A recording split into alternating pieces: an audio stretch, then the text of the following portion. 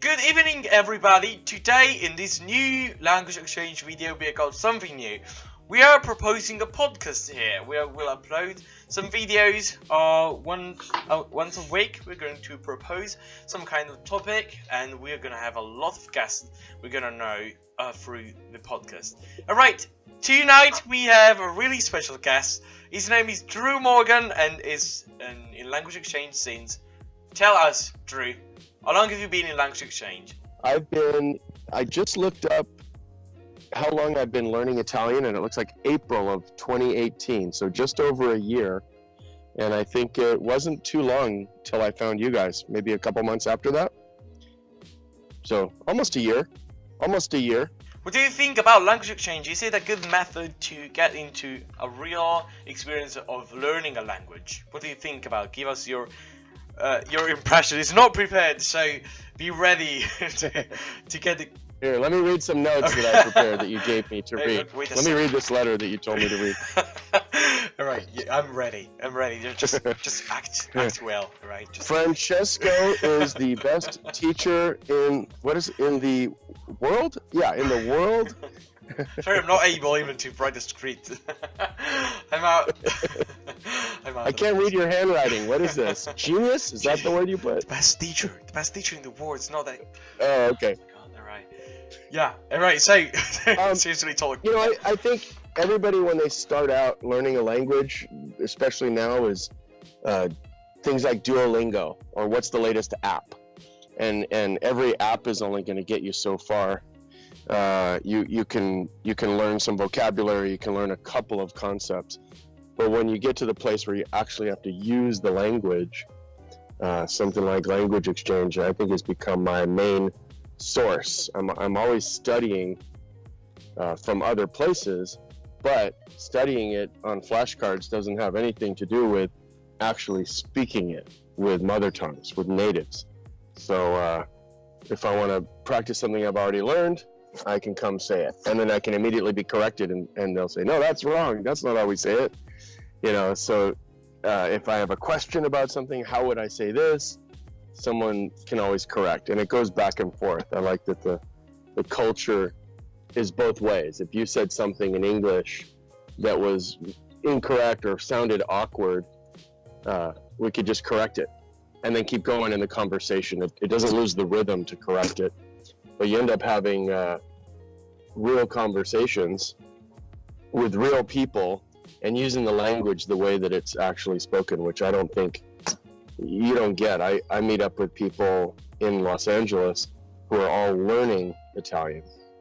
And unless you're speaking to a native, you're not really learning from each other. You could both be teaching each other wrong. So if you don't have a group that you meet with regularly, you don't have family that speaks, or you're in a neighborhood where the language is predominant, having something like language exchange, you have a group of people, basically 24 hours a day, that are willing to help and talk and correct you. Alright, Drew, thank you for your spontaneous idea about the group. Alright, thank you, that's kind. Alright, yes, that's what language exchange is proposing to give. These free services that we are continuously growing all together, that's what we are aiming to do, to give a real experience of a real taste of the culture you are going to learn. What is your main reason to learn Italian in 2019? Or what could be the main reason for everybody else to learn a language which is not English in 2019? You know, I've thought about this before. I think that, you know, if you decide to learn a language, one of the best things about it is, you know, not only opening up another whole culture to you. It's not just the words. The words are the vehicle to get you to the people, to the food, to the art, to the music, you know. And I've honestly found that by thinking about and studying another language, I actually find myself learning more about my own, questioning, you know, why things I just took for granted that we say, what's the reasoning behind it. And I think it's very, very enlightening, very educational. I'd say as far as Italian goes, I think Italians are pretty arrogant about their culture. They think they're the best. So I guess if you have to figure out a language to learn, why not go with the one that's the best? You know? Yeah, of course, we claim the best. Till today, we claim the best pasta in the world. What do you think about? Do you think you can beat us with your personal experience, personal Italian experience? I'm gonna show now in the video what you sent to us about your personal pasta, how Italian culture is flowing into you, and how you change with it. Yeah, I think about my family that left Italy during the great mass migration out, World War I, and throughout the century, you know, the 20th century, and we all came to America in addition to other places, and there's a lot of benefit here, the work, the abundance, the you know, the economy. But I also think that we left some stuff behind. So a lot of the good things about America, the plentiful availability of food and work, you don't have to work as hard. You lose some of that. You know, people put food in the microwave because they don't want to spend 3 minutes extra. You know, 2 minutes in the microwave is too long to wait for my food. And I think if we look backwards, some of the things that we lost by leaving the old world was that natural work ethic. And I think we're just now, as a culture in America, starting to try to go back to that whole foods market. You know, the idea of eating a whole food, a natural food, not something that's processed. And I think that learning Italian, not only, like I said, it's the words, but it's also physically connected me to people who are intimately acquainted with that lifestyle, with how to cook slowly, how to cook naturally, how to cook without extra salt and sugar, and so I use the language to try to improve. I think, you know, America, you said, are you gonna be better or improve or I forgot what we said, beat Italy, beat the Italians, but I think it's just in a different way. You know, I can put pineapple on a pizza in America and consider it better because I've improved on something in some general direction. But from an Italian perspective, we go, you're not improving it, you're ruining it. Yeah. So that's... Yeah, because we keep a lot about tradition, that's why. But it's, yeah, you keep the traditions, where I think America is good at breaking the traditions. You know? It's like, hey, here's one way. Fusion is born here, you know? We have a taco truck that sells Korean barbecue tacos, so Mexican Korean food. Like, that's something that's here. It's that's not something I want to eat or want to imagine to eat, or someone is proposing me at home. If I'm invited somewhere and somebody proposed me that, I will certainly go away without even saying hello. Right. That's why. That's something like, so are we better then? I mean, in some sense, the American psyche says, yeah, we improved. We combined these two things and made something better. And the old world says, wait, you lost the original. Where's the, you know? So I think you can combine those two. It doesn't have to, we don't need to go completely back to Italy to just the old ways. And Italians don't have to go completely American. But I think there's ways to learn from each other. We can take the benefit of, you know, let's say you are going to make a Korean taco, but you make it with fresh ingredients, not with canned or processed or frozen, you know? So you can improve both places. Italy could learn a little bit more ingenuity and a little bit more fusion and cultures from other countries, and Americans can learn a little bit more about going slow and doing it right, making a quality product. Yeah, that's cool. All right.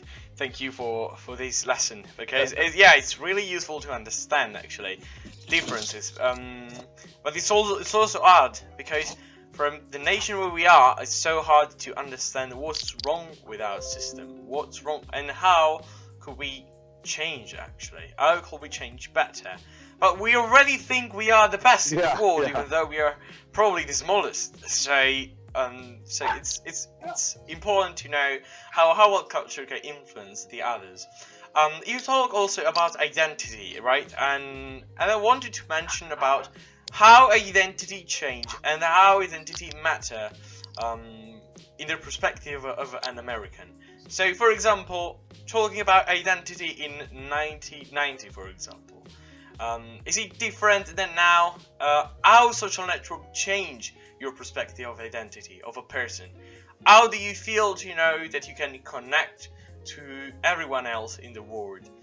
Does this you feel better, or feel like everybody else, nothing special, nothing original as a human being? What do you think about it? I don't know. It's kind of a broad topic. I'm trying to figure out exactly what the question is, but I think that I've, at 50 years old, having lived around the world, especially when I was younger, everything was very slow. The world was very big. It took a long time to write a letter, and you had to wait to get something. If you wanted to have a pen pal in Italy, or I had a simple question as a kid about how Italians or Europeans eat. And I think if you want to make a generalization, Americans go to Costco and buy a month's worth of food and stick it in the freezer, big packages of stuff, where a European would go to the market that morning and just get food for the day. What are we going to eat for lunch? Let's just buy that and cook it and it's done. Not store a bunch of frozen stuff. And just a simple understanding of that concept, I had no way to find it out. I had no way to, it wasn't in my encyclopedia as a kid, and writing a letter just was impossible to try to ask that kind of question to a stranger.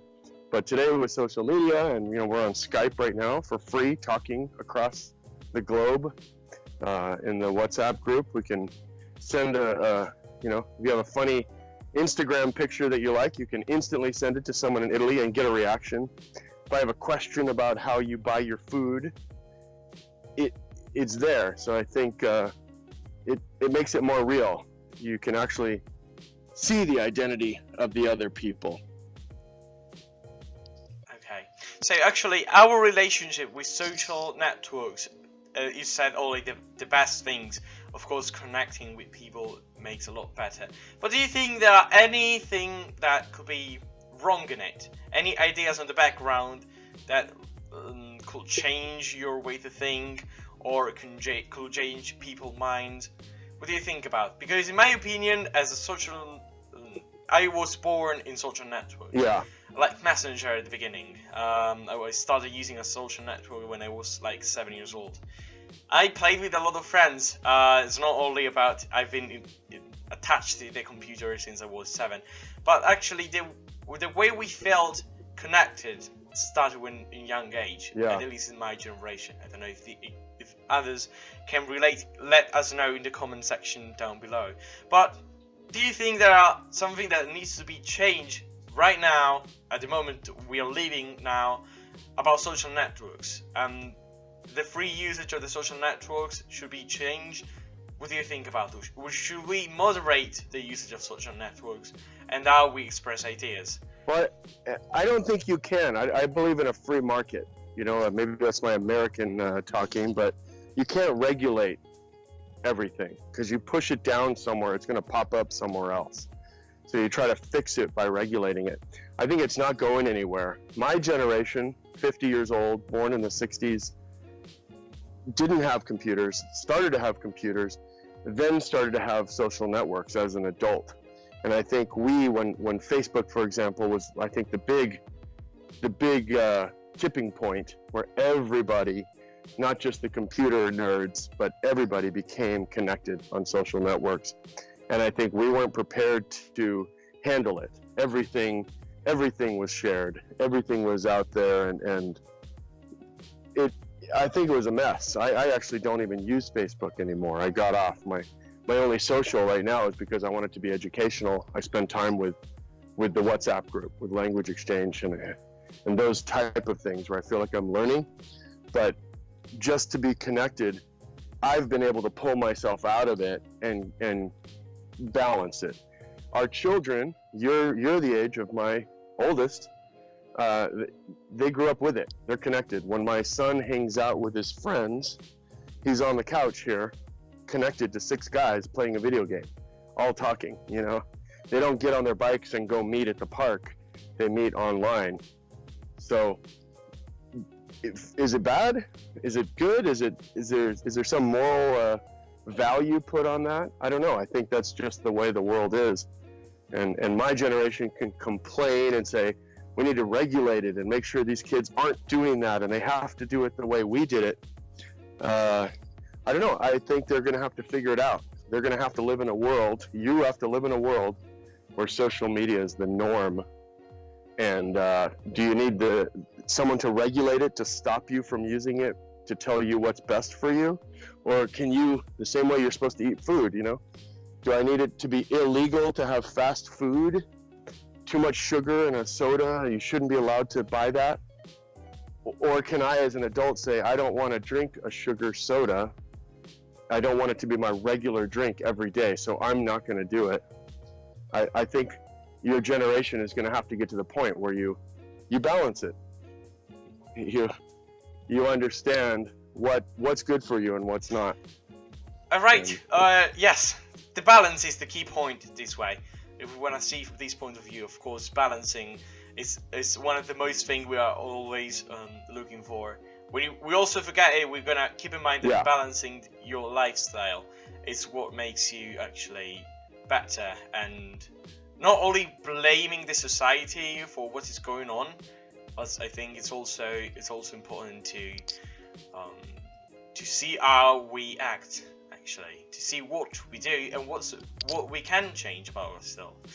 Alright, Drew, it's been a long talking. It's been a pleasure to talk with you tonight with podcast with language exchange. It's been a really, really good topic, and I hope everybody's gonna appreciate your point of view. Let us know in the comment, and we can share our thoughts together on the comment here or in the WhatsApp group. I remind you to join the WhatsApp group, which is free, and we also offer a lot of services, which are Instagram, Facebook page, a website, and make sure to subscribe to this channel over here and to press on the bell to receive every notification.